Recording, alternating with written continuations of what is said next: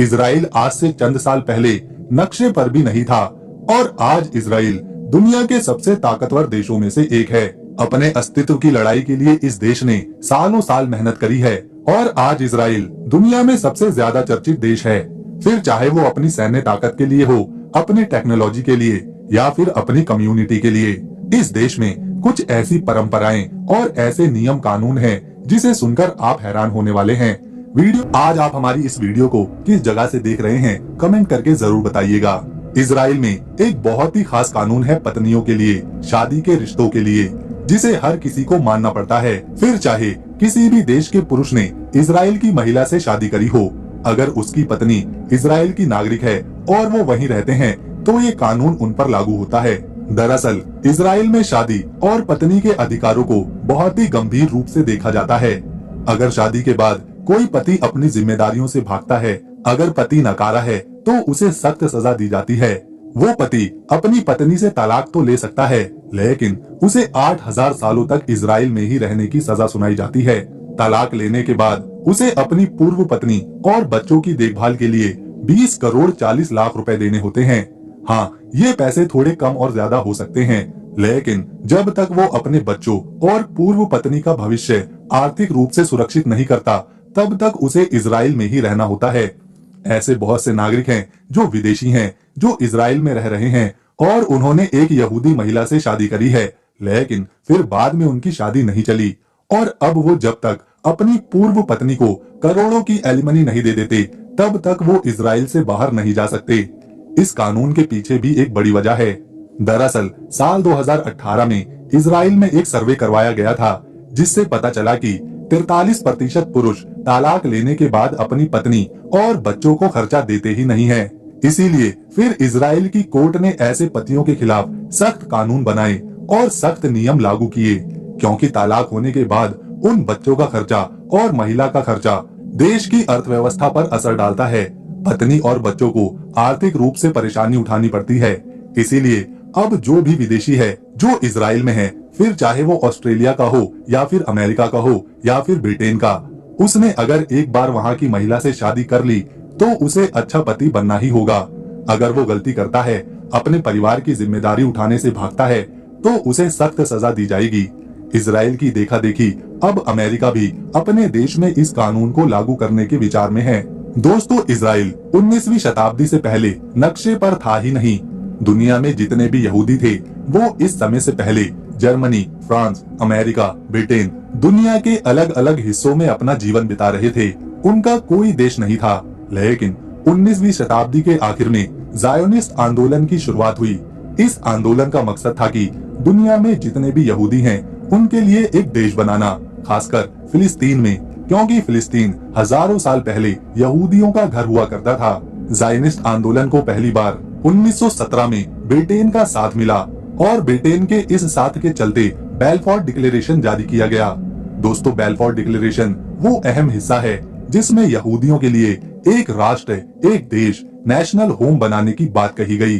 फिर 1920 में जब लीग ऑफ नेशंस ने फिलिस्तीन का कंट्रोल ब्रिटेन को सौंप दिया, तब इससे जो अरब देश थे वो यहूदियों के देश बनाने की नीति के खिलाफ हो गए, क्योंकि अरब वाले ये नहीं चाहते थे कि वो जमीन यहूदियों को दी जाए, क्योंकि वहाँ पहले से ही फिलिस्तीन के लोग सदियों से रह रहे थे। लेकिन 1947 में यूनाइटेड नेशन ने एक प्लान प्रस्तावित किया, जिसमें फिलिस्तीन को 2 हिस्सों में बांटा गया और इसके ठीक 1 साल बाद, यानी कि 14 मई साल 1948 को इजराइल की घोषणा करी गई। इजराइल अब एक देश बन चुका था और ये घोषणा डेविड बेन गुरियन ने करी थी, जो कि इजराइल के पहले प्रधानमंत्री थे। जैसे ही इजराइल की घोषणा हुई, उसके तुरंत बाद अरब के देश इससे बुरी तरह से नाराज हुए और उन्होंने इजराइल के साथ जंग छेड़ दी। इजराइल को इसमें जीत हासिल हुई और इसका फायदा भी हुआ, क्योंकि जंग जीतने के बाद अब इजराइल ने फिलिस्तीन के उन हिस्सों पर भी कब्जा कर लिया था जो उसके हिस्से में आए भी नहीं थे। आपको जानकर हैरानी होगी कि इजराइल एक ऐसा देश है जहां 18 साल की होते ही महिलाओं को सेना में भर्ती किया जाता है। इजराइल में 18 साल की होते ही जो महिलाएं शारीरिक और मानसिक रूप से स्वस्थ होती हैं, उन्हें सेना में भर्ती होना ही पड़ता है। महिलाओं का सेना में भर्ती होना यहाँ अनिवार्य है और ये नियम 1948 से ही चला आ रहा है। इस नियम के तहत सभी यहूदी और ड्रूज महिलाओं को 18 साल की उम्र में अपने देश की सेना में ज्वाइन होना पड़ता है और उन्हें कम से कम 2 साल के लिए तो अपनी सेवाएं देश को देनी पड़ती हैं। इस कानून को इसलिए बनाया गया था ताकि पुरुष और महिलाओं को समान रूप से देखा जाए, महिलाओं को पुरुषों से किसी भी तरह से कमजोर ना समझा जाए। इजराइल की सेना में महिलाएं अलग अलग काम करती हैं, जैसे कि सपोर्टिंग रोल में, कॉम्बैट पोजीशन पर, जंग के मैदान में, बॉर्डर पर, टूरिस्ट प्लेस पर यहाँ की महिलाओं को सैनिक की वर्दी में देखा जा सकता है। पूरी दुनिया में चाहे कोई कहीं भी पैदा हो, अगर वो यहूदी परिवार में जन्म लेता है तो वो खुद ब खुद इजराइल का नागरिक बन जाता है। वो जब चाहे तब इजराइल में आकर रह सकता है। मान लीजिए कोई बच्चा इंडिया में जन्म लेता है या फिर अमेरिका में या फिर जापान में, उसे इन देशों की नागरिकता तो मिलेगी ही, साथ में जन्म लेने के साथ ही वो इजराइल का नागरिक बन जाएगा। बड़ा होने पर, जवान होने पर, बूढ़ा होने पर वो जब चाहे तब इजराइल में जाकर बस सकता है।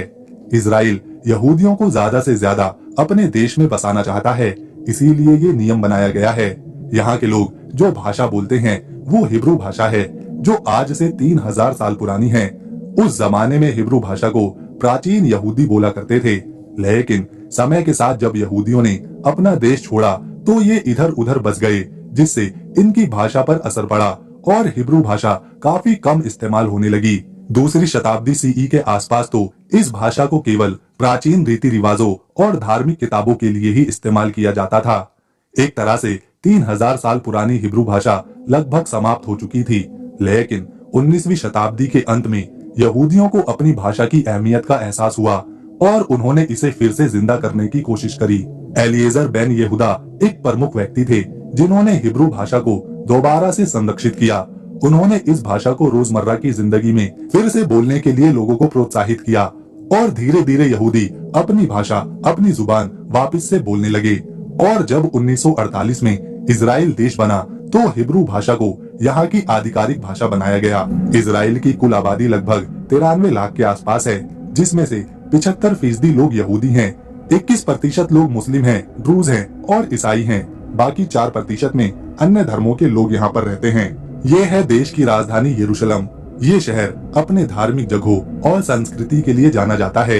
इस जगह पर 3 धर्मों के पवित्र स्थल हैं। यहूदियों के लिए यहाँ माउंट टेम्पल की जगह है, मुस्लिमों के लिए अल अक्सा मस्जिद है और ईसाइयों के लिए डोम ऑफ द रॉक और चर्च ऑफ द होली सेपल्चर भी यहीं पर है।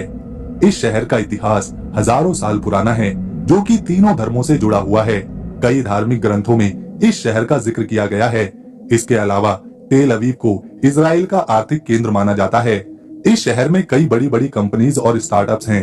ये शहर अपनी नाइट लाइफ, समंदर के किनारों और संस्कृति समारोह के लिए प्रसिद्ध है। यहाँ म्यूजियम है, गैलरीज हैं, जहाँ एक तरफ यरूशलेम पूरी तरह से धार्मिक जगह है तो दूसरी तरफ तेल अवीव में आधुनिक जीवन देखने को मिलता है। इजराइल में मौजूद डेड सी दुनिया का सबसे निचला स्थल है। ये जगह समंदर से 430 मीटर यानी कि 1411 फीट नीचे है। ये इजराइल और जॉर्डन के बीच आती है। इस पानी में नमक इतना ज्यादा है कि यहाँ कोई नहीं डूबता। इस पानी पर आसानी से तैरा जा सकता है, लेकिन ये बहुत ही खारा है। इजराइल एरिया के लिहाज से बहुत ही छोटा सा देश है, जो केवल 22,072 स्क्वायर किलोमीटर में फैला हुआ है और 153वें नंबर पर आता है। दुनिया में पहला एंटीवायरस, पहली वॉइस मेल यहीं पर इजाद किया गया था। इजराइल दुनिया में सबसे ज्यादा गंदे पानी को दोबारा से इस्तेमाल करने लायक बनाने वाला देश है, क्योंकि यहाँ ज्यादातर रेगिस्तान है, तो यहाँ की जमीन पर बहुत बड़ी मात्रा में पानी को रिसाइकल किया जाता है, जिसका इस्तेमाल खेती के लिए ज्यादा होता है। इंडस्ट्री से निकलने वाला गंदा पानी, शहरों से निकलने वाला गंदा पानी यहाँ मॉडर्न टेक्नोलॉजी से साफ होता है। दोस्तों, इजराइल देश पर यह हमारी पहली वीडियो है। अगर इस वीडियो पे 500 से ज्यादा लाइक आते हैं तो हम इजराइल का सेकंड पार्ट जरूर लेकर आएंगे। अगर आपको वीडियो पसंद आई तो इसे एक लाइक दें, शेयर करें और चैनल को सब्सक्राइब कर बेल आइकन दबाएं।